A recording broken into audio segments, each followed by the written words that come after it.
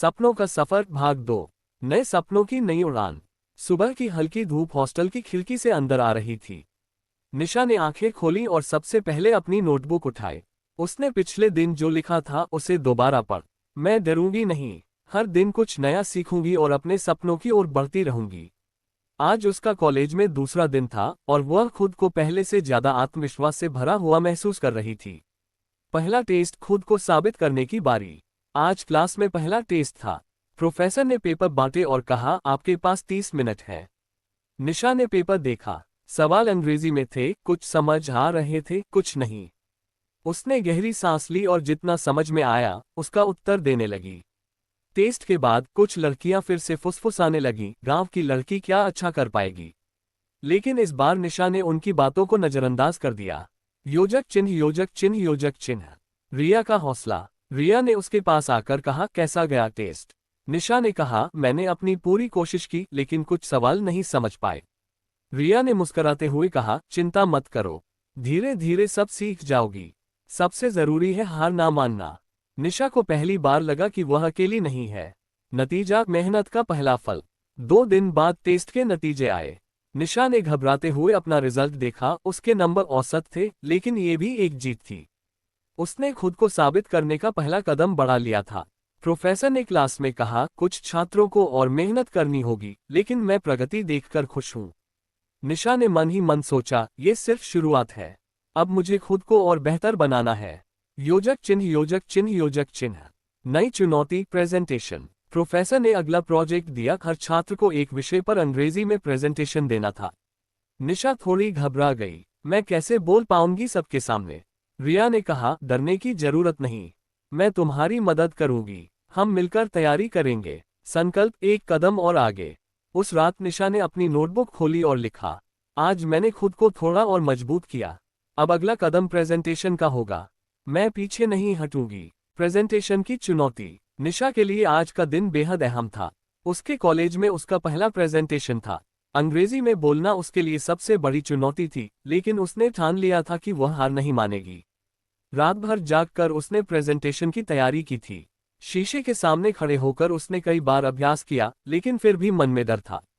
क्या मैं सबके सामने ठीक से बोल पाऊंगी? उसने खुद से सवाल किया। प्रेजेंटेशन का दिन। क्लासरूम में सबकी नजरें मंच पर खड़े छात्रों पर थीं। निशा की बारी आते ही उसका दिल तेज धड़कने लगा। उसने गहरी सांस ली और धीरे धीरे मंच की ओर बढ़ी। उसके हाथ कांप रहे थे, लेकिन उसने अपने डर को पीछे छोड़ने का फैसला किया। Good morning everyone. निशा ने हौले से बोलना शुरू किया। शुरुआत में उसकी आवाज धीमी थी, लेकिन जैसे जैसे वह आगे बढ़ी उसका आत्मविश्वास बढ़ता गया। निशा का आत्मविश्वास। रिया पीछे से मुस्कुराते हुए इशारों में उसे हिम्मत दे रही थी। निशा ने अपनी तैयारी पर भरोसा किया और पूरी ऊर्जा के साथ अपनी बात रखी। धीरे धीरे क्लास में सब ध्यान से उसकी बात सुनने लगे।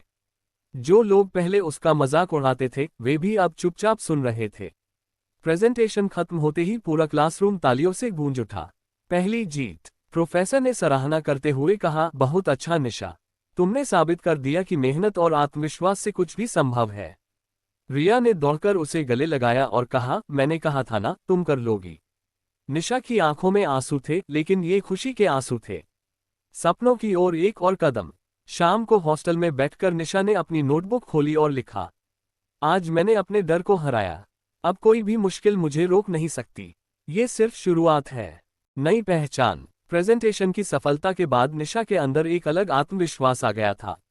पहले जो लोग उसे कमजोर समझते थे अब वही उसकी तारीफ कर रहे थे। प्रोफेसर ने भी उसकी मेहनत की सराहना की, लेकिन निशा जानती थी कि यह सिर्फ शुरुआत है।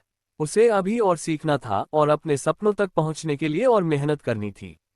योजक चिन्ह, योजक चिन्ह, योजक चिन्ह। अध्ययन में नई लगन। अब निशा ने लाइब्रेरी में ज्यादा समय बिताना शुरू कर दिया। वह किताबों में खोई रहती, नोट्स बनाती और कठिन विषयों को समझने की कोशिश करती। रिया ने हंसते हुए कहा, अगर ऐसे ही पढ़ाई करती रही तो एक दिन प्रोफेसर बन जाएगी। तारांकन, तारांकन। निशा मुस्कुराई और बोली, मेरा सपना बड़ा है, मुझे खुद को साबित करना है। योजक चिन्ह, योजक चिन्ह, योजक चिन्ह। अंग्रेजी पर पकड़ मजबूत करना। निशा को पता था कि अगर उसे आगे बढ़ना है तो अंग्रेजी पर अच्छी पकड़ बनानी होगी। उसने हर दिन नए शब्द सीखने शुरू किए और खुद से अंग्रेजी में बातें करने लगी।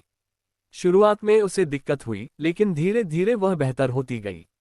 रिया ने उसे प्रोत्साहित किया, हर महान सफर की शुरुआत छोटे कदमों से होती है। तुम सही रास्ते पर हो। योजक चिन्ह योजक चिन्ह योजक चिन्ह। कॉलेज की एक नई प्रतियोगिता। कॉलेज में एक इंटर क्लास डिबेट प्रतियोगिता का ऐलान हुआ। यह प्रतियोगिता अंग्रेजी में थी और इसमें भाग लेने के लिए आत्मविश्वास और अच्छी तैयारी की जरूरत थी। निशा ये जानकर थोड़ा घबरा गई, लेकिन अंदर से एक आवाज आई, अगर मैं ये कर पाई तो मेरा अगला कदम और भी मजबूत होगा। उसने हिम्मत जुटाकर अपना नाम दर्ज करवा दिया।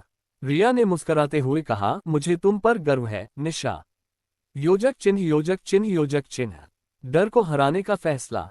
शाम को हॉस्टल में अपनी डायरी खोलकर निशा ने लिखा, आज मैंने एक और बड़ा फैसला लिया।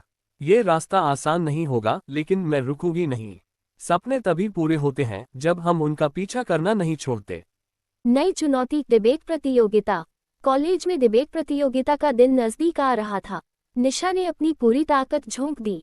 वो हर दिन मिरर के सामने खड़ी होकर अभ्यास करती, नई नई बातें सीखती और अपनी भाषा को सुधारने की कोशिश करती।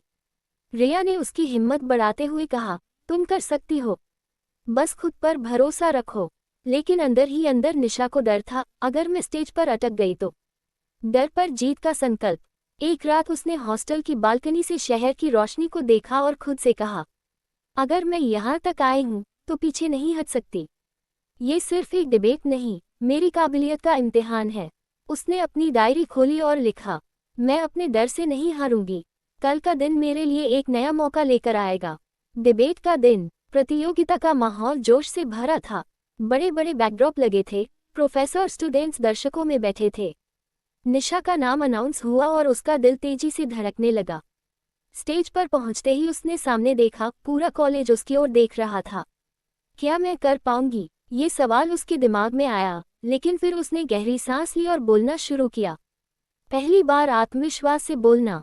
शुरुआत में उसकी आवाज़ हल्की थी, लेकिन फिर उसे रिया की बात याद आई, तारांकन तारांकन, बस खुद पर भरोसा रखो।